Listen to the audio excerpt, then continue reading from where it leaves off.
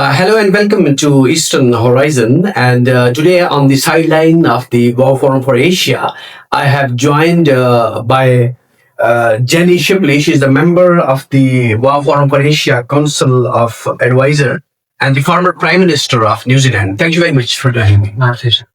So let me know about this. The theme of this health forum, that is the new future of the health industry, by driven by innovation.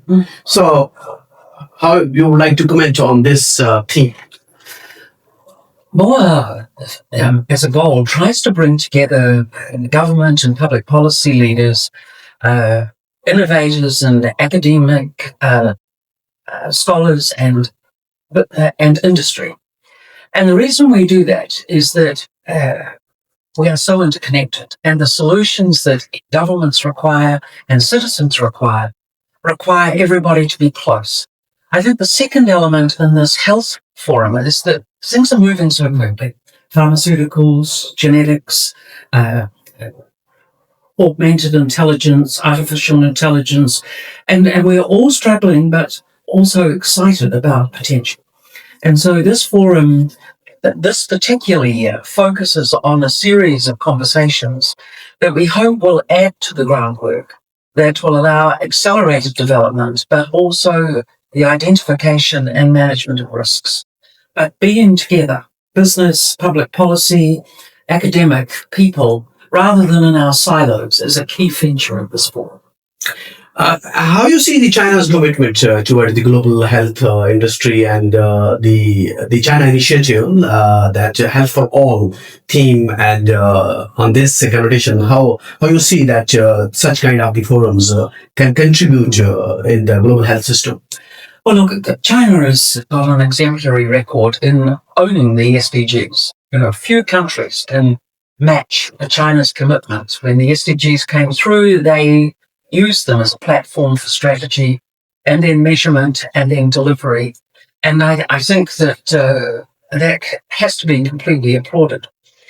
But China's going further. It's now got a specific health strategy. And then you've got clusters like in Beijing, where they are focusing on AI and health.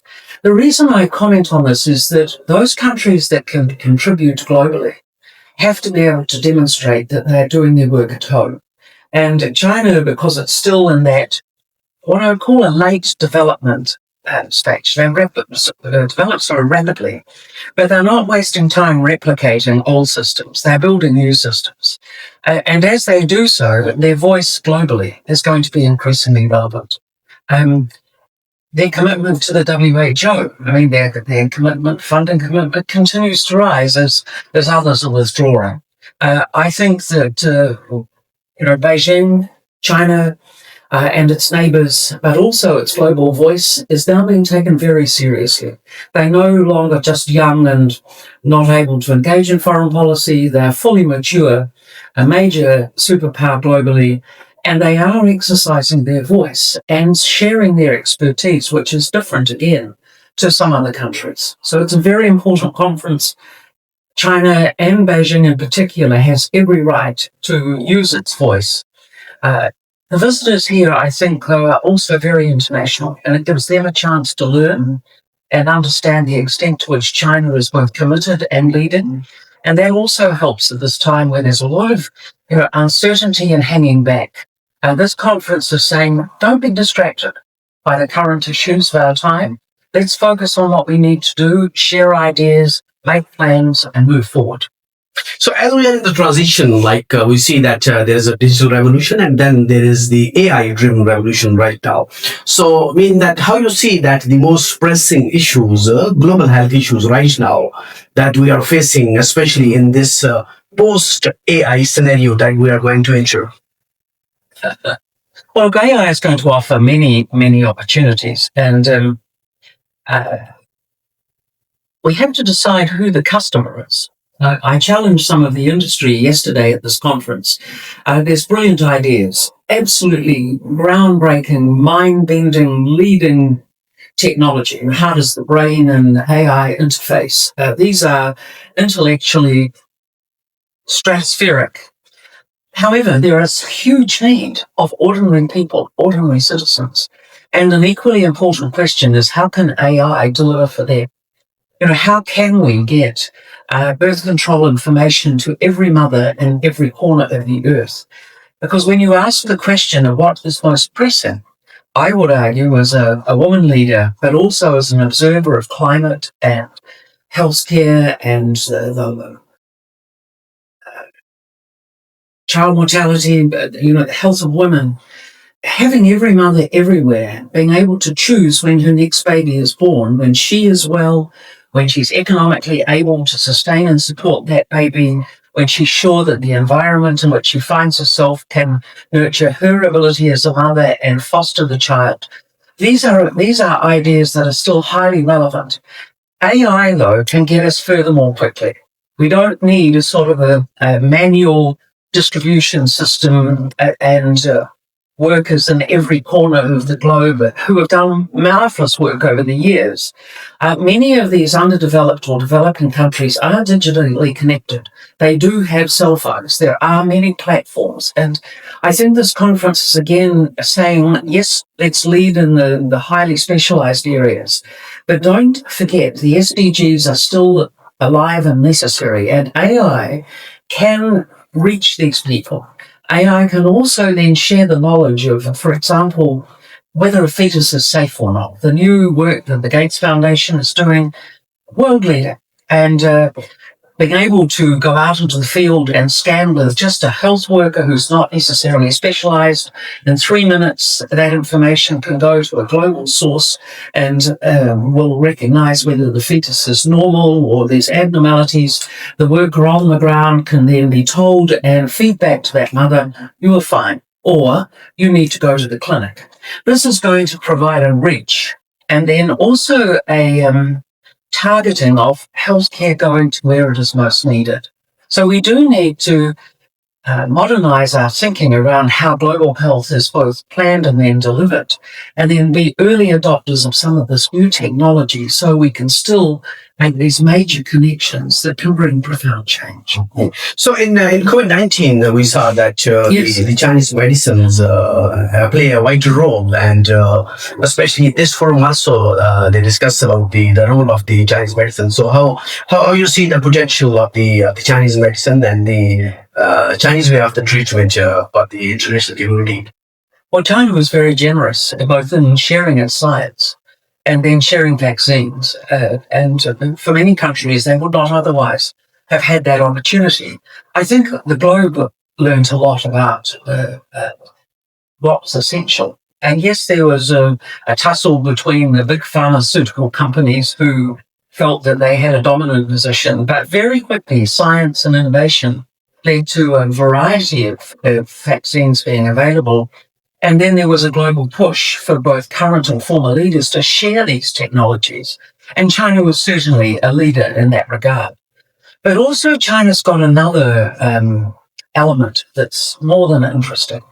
The TCM, the Chinese traditional medicines knowledge is hugely important in a world where wellness and maintaining health, as well as treating people when they're sick, or indeed contributing to people's recovery. And China has old knowledge that is increasingly sought after. One of the fastest growing sectors in the world economically is health. Health services delivery, health innovation, wellness products that can contribute to how we feel. And China has a huge historic advantage, which, as they are choosing to commercialize and globalize some of those elements, again, I predict that it's not just AI. It's going to be a parallel of augmented intelligence, advanced intelligence, whatever you like to, AI, whatever you like to call it. But people are still wanting to prevent being ill. And China's got a strong position of potential growth. Globally, the health sector's numbers, and in particular nutrition and other wellness products, are some of the most rapidly growing sectors that are available. And I predict that China will be right in there, both leading and enjoying the benefits of their contribution in this regard. My final question is this: that what is your message from this Global Health Forum to the international community regarding the uplifting and contribution toward the global health sector? Look, it's not a time to be despondent. There's a lot of uh, uh, uh,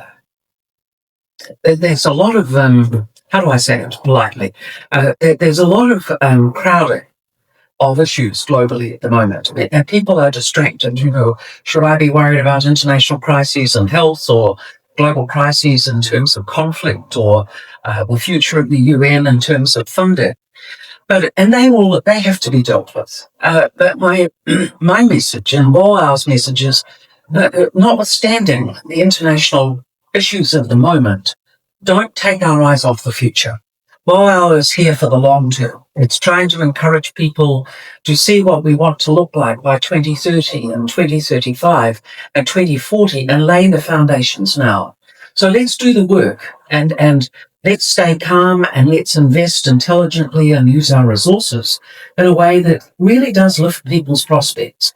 I do want to warn that there are some cautions around AI as well as massive benefits. And the AI industry has to share the responsibility of why the story is going to benefit everyone, as opposed to just the economic opportunity. Because governments can do a certain amount, but these industries that are bringing through revolutionary techniques, they too have to convince people that the benefits are greater than perhaps, though, the change in privacy, for example, which have been long-standing concerns in the health sector. Overall, though, this group is optimistic, and they are leaders wanting to make change. I'm very pleased to be part of the Boao group, not because we are in government, because we're clearly not, but we work with governments, and we work with leaders, and we work with industry. We don't have to go from one to the other. They come to us. And so the Boao Forum, looking at the global health sector, has brought an extraordinary group of people together. I expect them then to leave both inspired and motivated, but also to take action in their own groups that will have an impact going forward.